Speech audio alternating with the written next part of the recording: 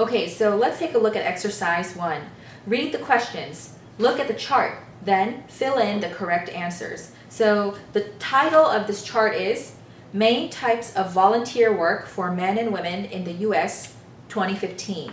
Percentages by type. Okay, so we can see the type of work such as religious, educational, community service, and so on. And we can see the percentage of men and women who volunteer in these types of work.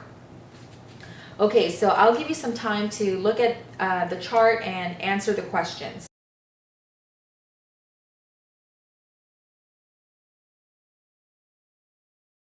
Okay, so number 1, what question does the chart answer?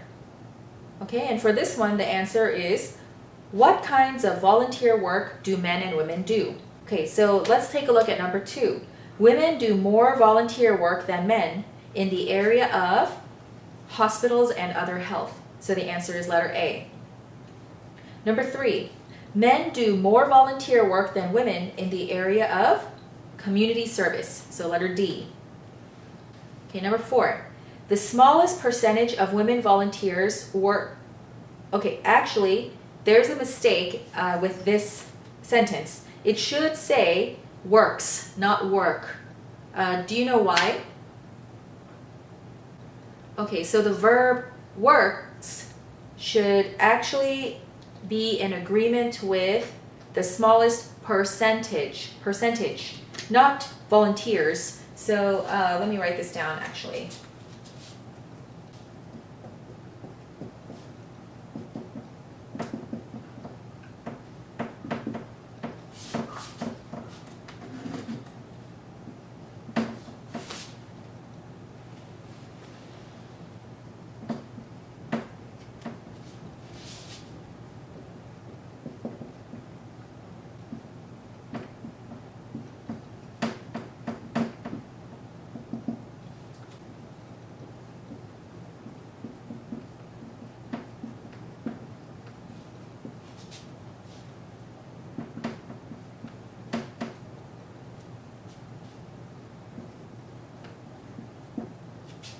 Okay, so to explain this, I want you to look at the second sentence I wrote.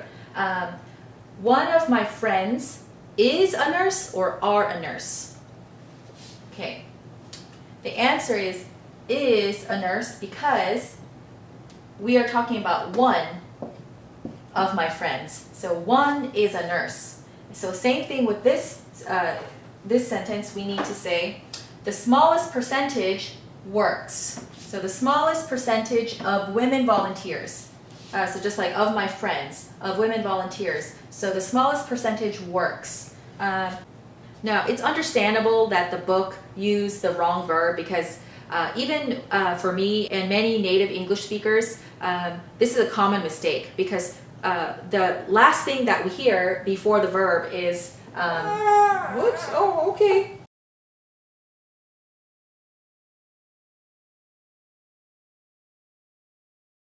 But anyway, let's keep going. So the smallest percentage of women volunteers works in public safety organizations, letter A.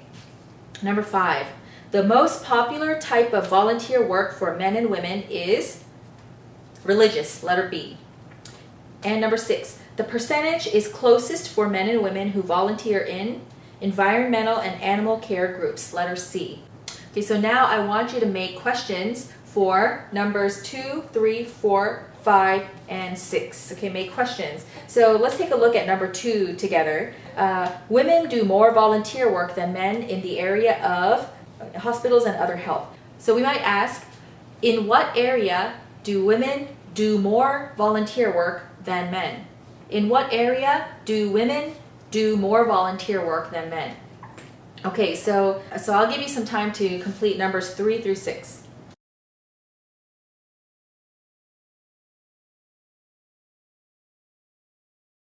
Okay, so for number 3, it's the same thing as number 2, but you change women to men. So you can say, in what area do men do more volunteer work than women? Okay, number 4. In what area does the smallest percentage of women volunteers work? Okay, now in this case, we use work because that's the main verb and does is the helping verb. So again, in what area does the smallest percentage of women volunteers work? Number 5, what is the most popular type of volunteer work for men and women? What is the most popular type of volunteer work for men and women? And finally, number 6, in what area is the percentage closest for men and women who volunteer?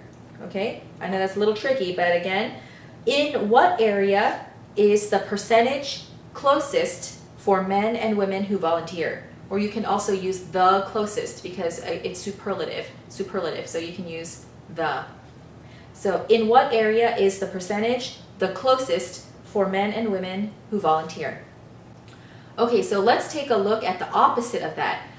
So the percentage is closest for men and women in environmental and animal care groups, but what about in what area is the percentage? Now you might think farthest because the opposite of close is far, but in this case we would use largest, or we can also use a different word instead of percentage. We might say gap, which means a space between something. So you could say, in what area is the percentage largest for men and women who volunteer? Or in what area is the gap the largest between men and women who volunteer? In what area is the gap the largest between men and women who volunteer? Okay, so now we're going to go back to our students' book on page 69, and we will look at the grammar connections. Okay, so in this lesson, we are going to learn the difference between used to and be used to. So I'm going to play the video and we'll discuss it after that. Grammar connections. Unit 5, Lesson F. Used to and be used to. Used to. Use used to plus base form of a verb for past situations that are not true now. Used to. Affirmative. I used to eat a lot of sandwiches as a child, but I don't eat a lot of sandwiches now. Used to. Negative. I didn't used to eat meat, but I eat it now. Used to. Question. What did you used to eat as a child? Be used to. Use be used to plus gerund or noun for things a person is accustomed to. Be used to. Affirmative with gerund. I am used to eating fish for dinner. Meaning, I often eat fish. Be used to. Negative with gerund. I am not used to eating desserts. Meaning, I seldom eat them. Be used to. Affirmative with noun. Katya is used to American food. Meaning, she often eats it. Be used to. Negative with noun. Scott is not used to spicy food. Meaning, he seldom eats it. Be used to. Question with gerund. What are you used to eating for dinner? Check your understanding. Look at the picture and read the heading. Complete the sentence with the correct form of the verb in parentheses. I used to eat a lot of sandwiches as a child, but I don't eat a lot of sandwiches now.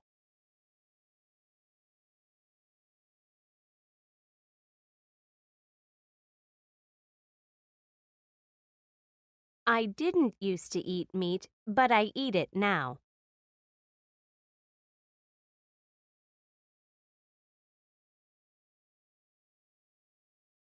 What did you used to eat as a child?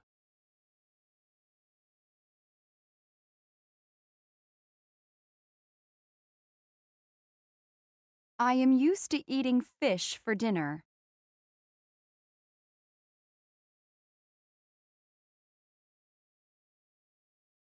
I am not used to eating desserts.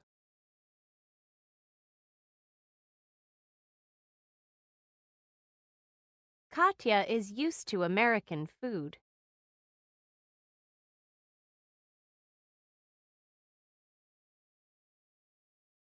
Scott is not used to spicy food.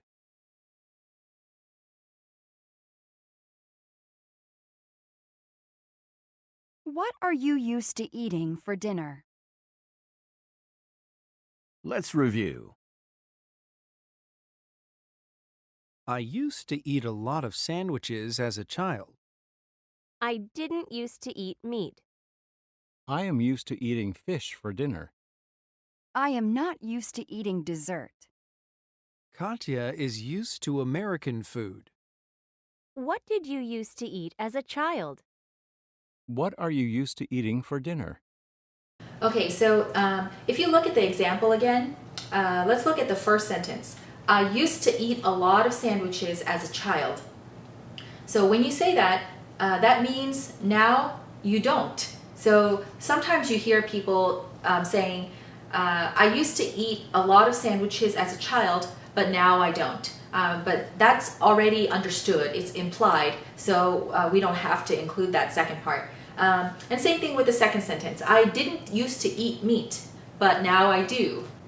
And be used to, when you are used to something, so be used to. So when you are used to something, it means that you are familiar with it.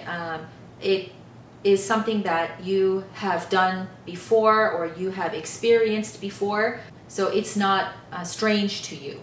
So for example, back in February, early February, we had snow, and some of you said that was your first time seeing snow because you are not used to seeing snow.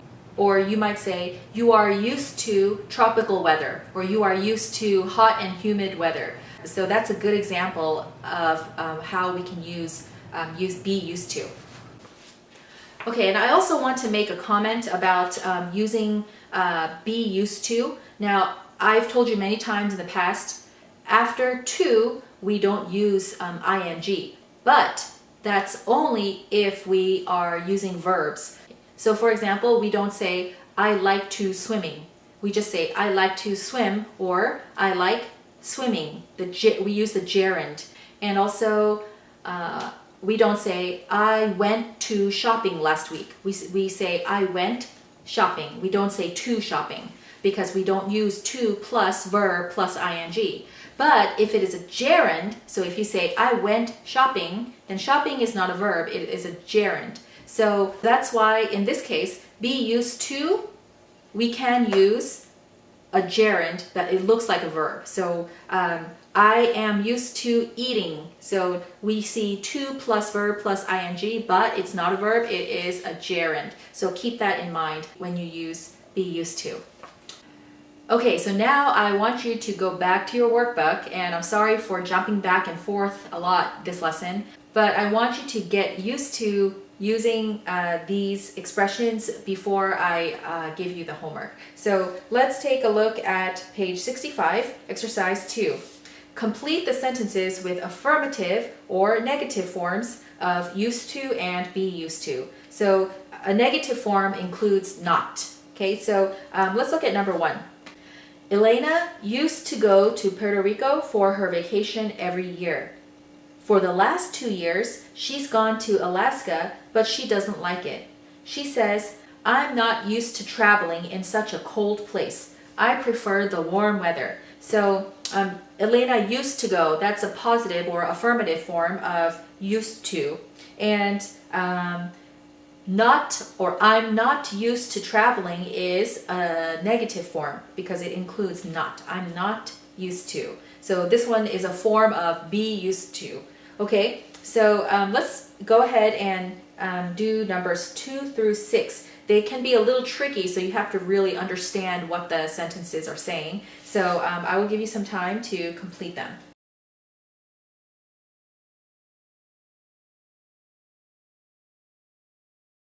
Okay, so number 2. I didn't used to like getting up early, but now I am used to getting up at 5 a.m. and I actually enjoy the morning. Okay?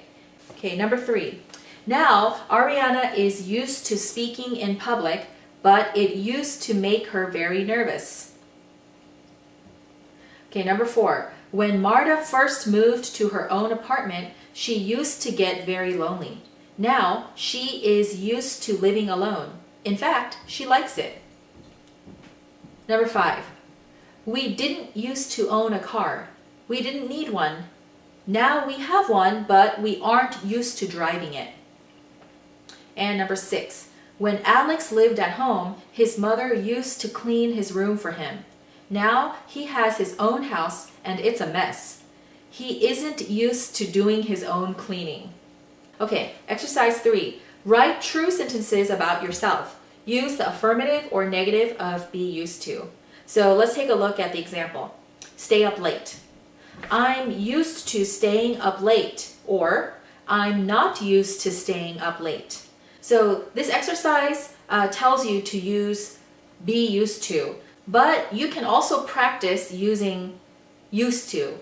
So try that for number 1. Use used to.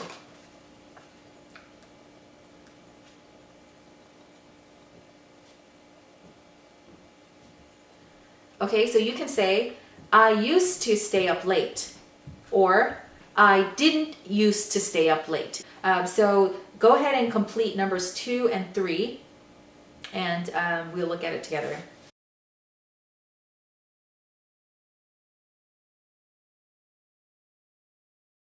Okay, so for number 2, you might say, I'm used to getting up early every day.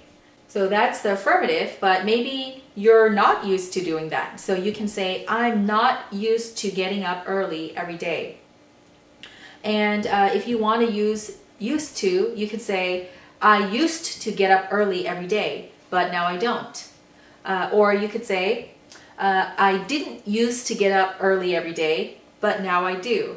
So this is very interesting because many of you or many of your children used to get up early every day for school, but maybe now they get up a little later because they don't have to catch the bus. Or you could say, my children are used to getting up early every day, but now they don't have to. Okay, number 3.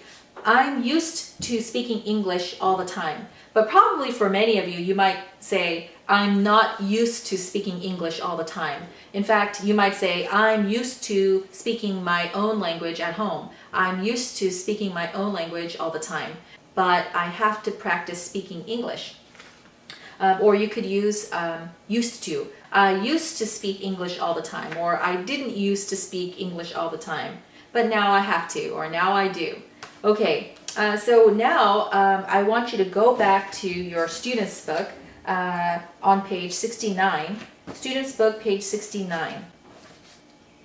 Okay, so we're going to look at that game, but we're not going to play the game using the coins. We're just going to practice answering the questions and having conversations with our family members. Or as I mentioned before, you can just write your answers. But I want you to do this for homework actually. So if you look at the first question, it says start here. So that first question says, what did you used to do for fun as a child? So this is a form of used to. So you could say, I used to play outside as a child. And you can even compare yourself with your children. So you could say, I used to play outside as a child, but my child or my children play games on their tablets. Okay, so you could say, I used to play outside as a child, but my children play games on their tablets. Okay, and then let's look at the next question. How often are you used to going to the supermarket? So this is a form of be used to. So you might say, I'm used to going to the supermarket once a week. Now, this is also very interesting because we are practicing social distancing. So maybe many of you are used to going to the supermarket once a week, but now you have to go once every 2 weeks. Or maybe you are ordering groceries online and having them delivered to you. Or maybe you are eating takeout a lot. So this question is very applicable for our situation. Okay, and the next question, how did you used to get to school as a child? So you could say, I used to walk to school as a child. Or as I mentioned, you can compare yourself with your children and you could say, I used to walk, but my children take the school bus. Okay, so the next question, what noises are you used to hearing in your neighborhood?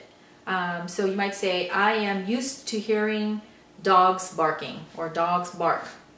Okay, so as I mentioned, I want you to do these questions on your own or with a partner, with one of your family members.